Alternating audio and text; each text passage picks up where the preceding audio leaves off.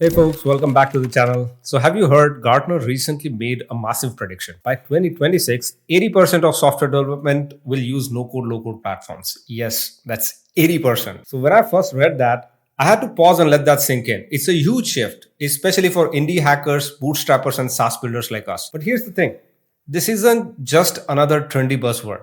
This could genuinely change everything about how we build software. Platforms like Airtable and Webflow have already shown us what's possible without deep coding skills. But now we are talking about mainstream adoption. What that means is lower barriers, less development time, and significantly lower cost. And for indie hackers and SaaS founders, this is fantastic news. If you're someone sitting on a brilliant idea but worried about your coding skills or lack of tech resources, this could be your big break. Why am I personally excited about this? Here's why. Non technical founders will have a better shot at bringing their ideas to life. Small teams will be able to create ambitious products at a fraction of the usual costs. And there will be a thriving ecosystem around no code, filled with new customers, new opportunities. So, enough of theory, let's get practical. How can you make sure you're ready for an 80% no code world? So, first, you need to change your mindset. Speed and iteration is the new king. Traditional software development, heavy with manual coding, simply can't keep up. If Gartner's right, startups and founders who embrace rapid no code tools will move much faster, adapt quicker, and win sooner. Then we need to start experimenting right now. This isn't an overnight revolution, but it's happening real fast. So you need to try building something small with no code platforms like Fusion or Airtable. Use them for MVPs, automate your internal processes, or just play around with these tools to learn the ropes. The important thing is to get more comfortable with these tools early on. Next, you need to equip yourselves with the right skills. Yes, no code simplifies things, but knowing product design, UX basics, and automation principle, that's still vital.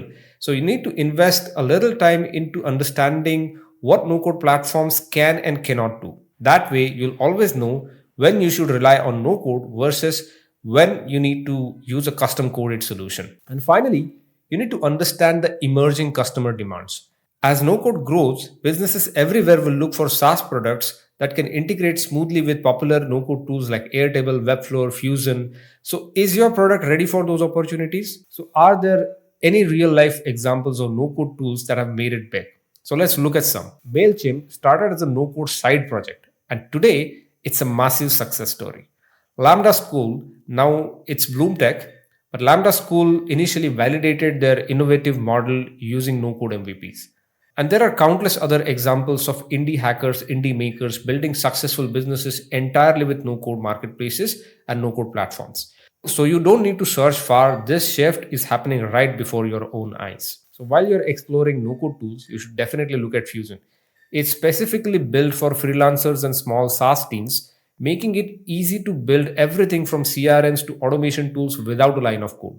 So definitely check it out if you're looking to experiment quickly. So Gartner's prediction might sound overwhelming if you are used to a traditional coding landscape, traditional coding background, but it's actually a massive opportunity, especially for indie founders and bootstrappers. With no code tools, you can validate faster, you can pivot more easily, and you can compete more aggressively against bigger players. Think about it. We have a unique chance to be early winners in this new era. So, what do you think about Gartner's prediction? Are you already on the no code train or are you still feeling skeptical? Drop your comments below. I'd love to know what you think. Don't forget to like and subscribe. See you in the next one.